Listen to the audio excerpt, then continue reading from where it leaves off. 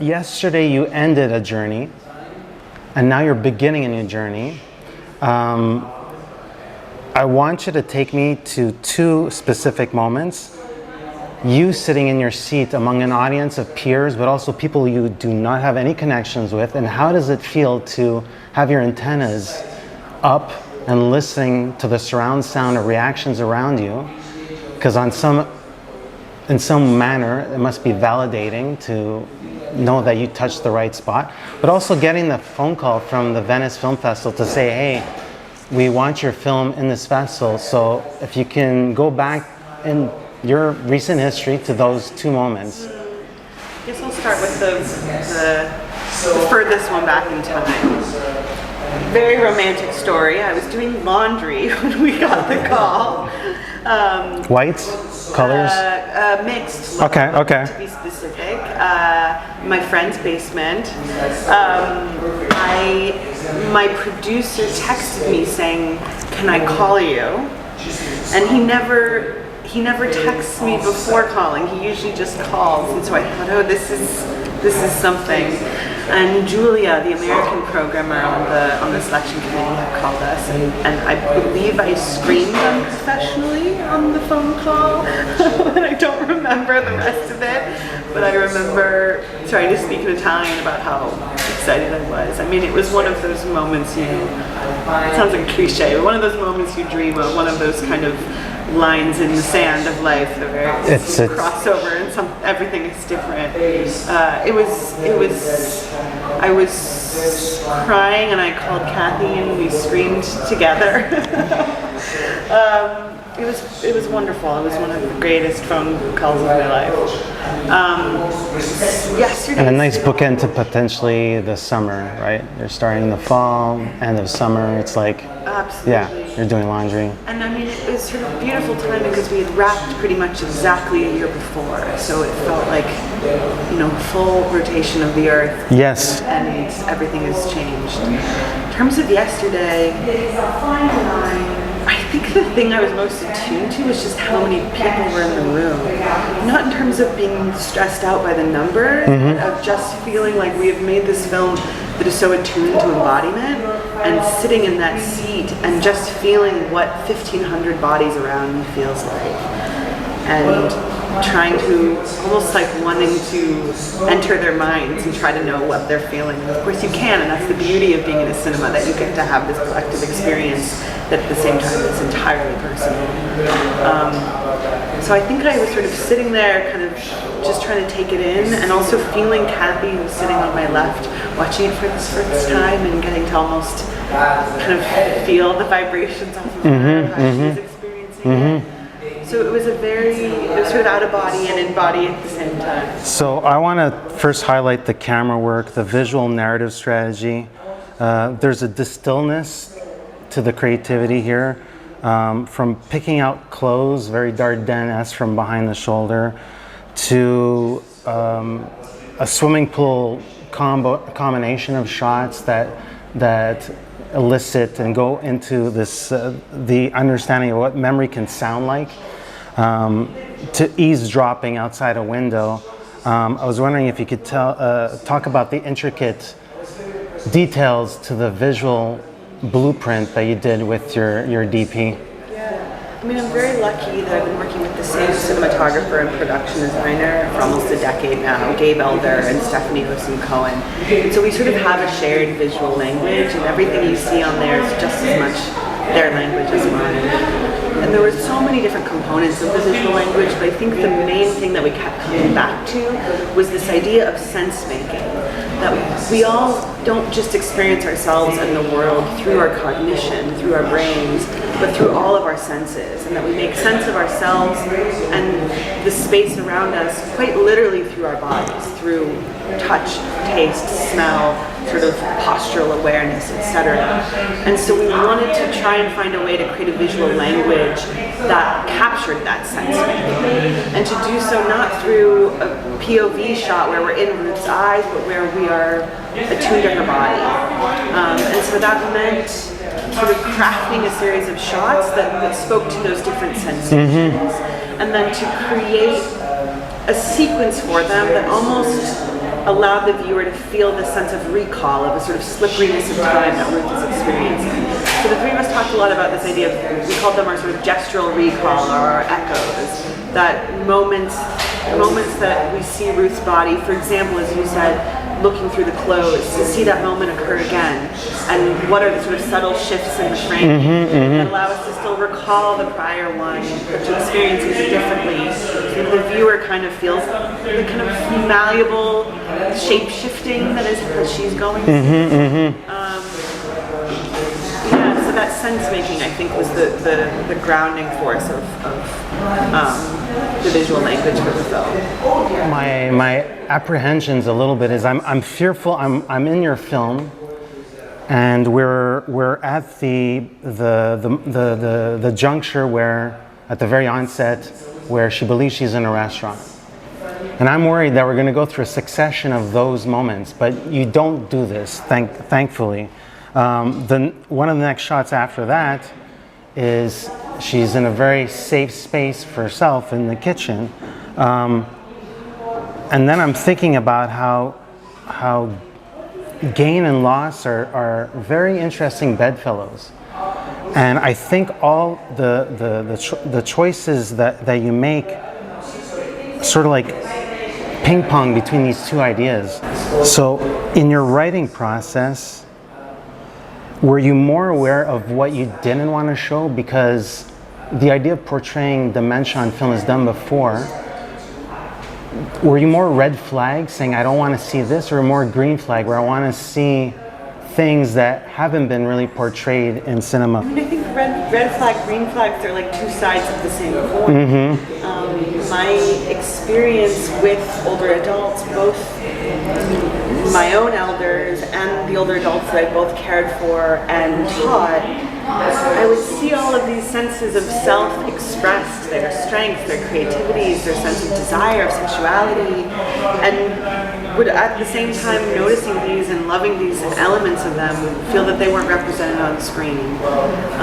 So I think it mainly came from a green flag of feeling like, okay, I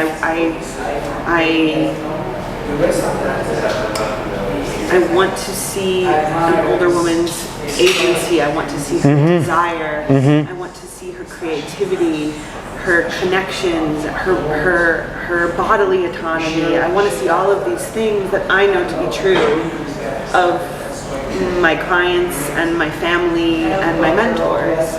And then at the same time, just as a sort of student of cinema, feeling frustrated by how depictions of older adults usually get into a narrative of decline, or told from the perspective of those who look upon them, not from the perspective of the person themselves. So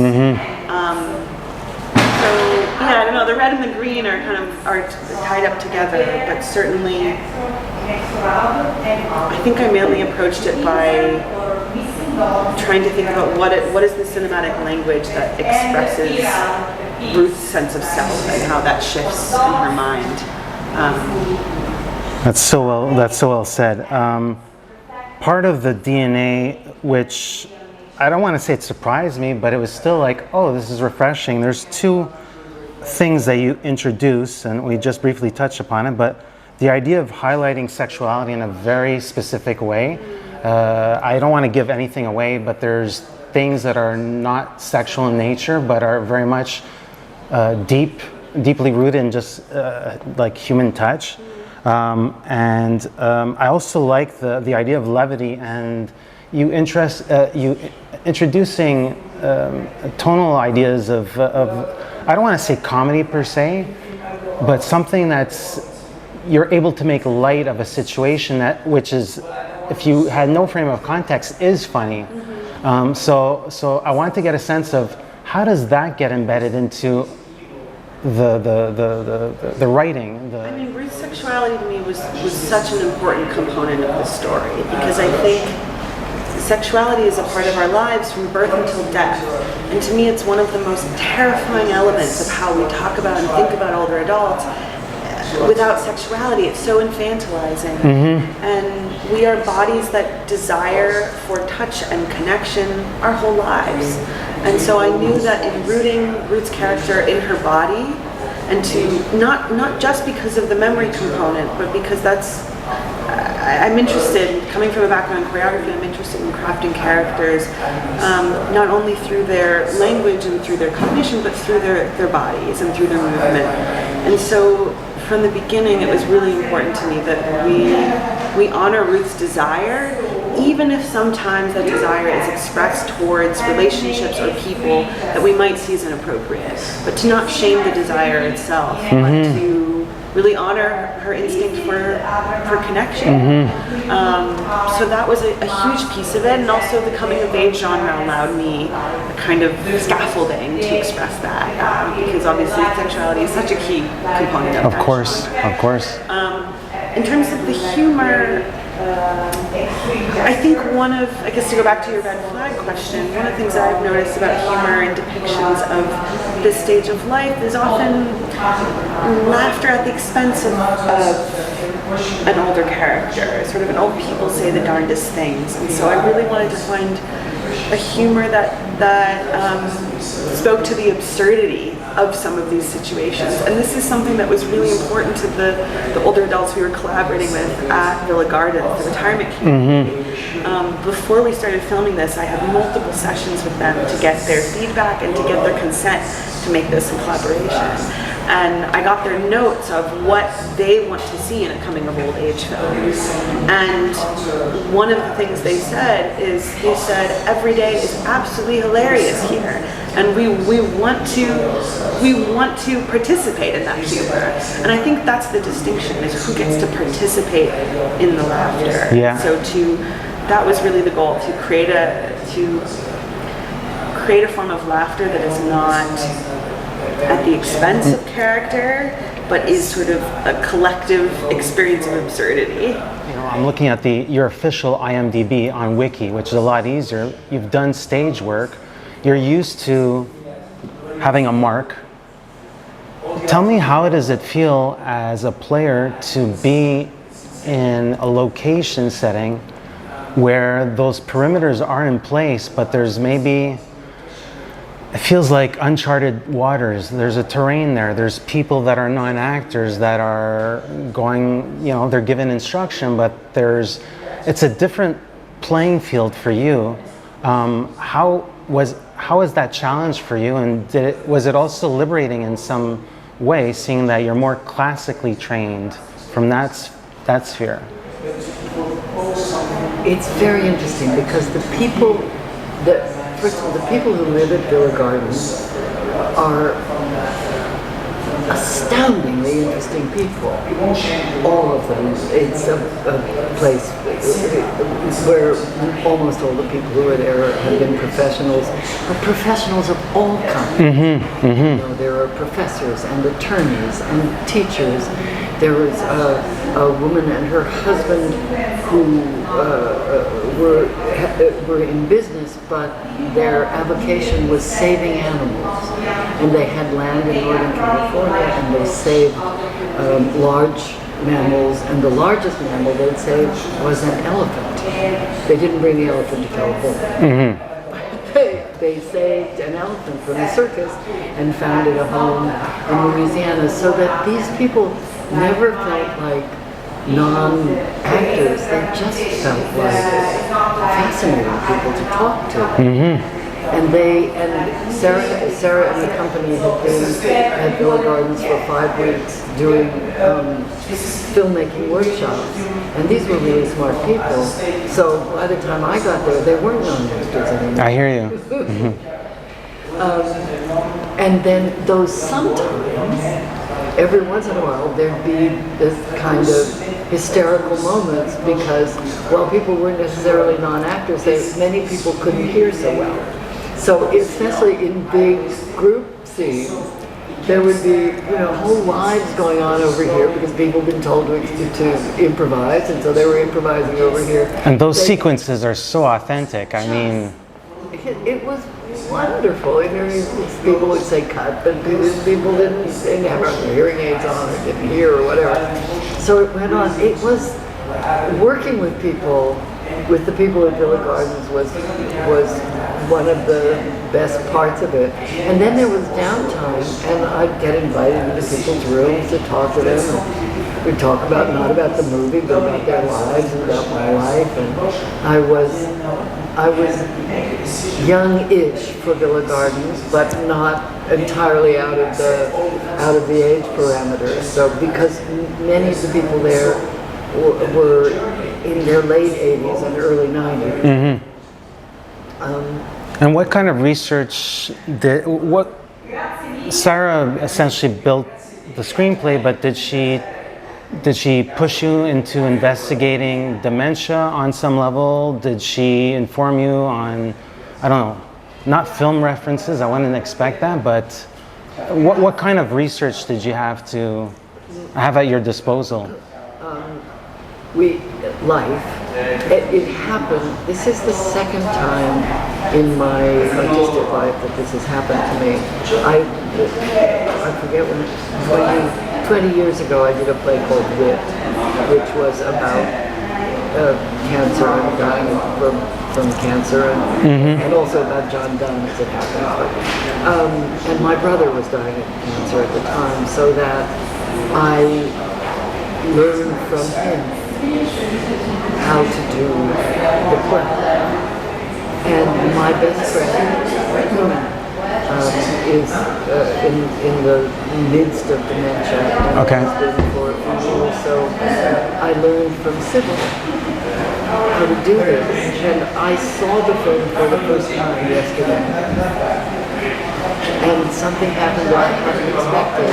I kept seeing Sybil, and I didn't know. I hadn't realized while I was working much of her I'd internalized. So we've been friends for 50 years.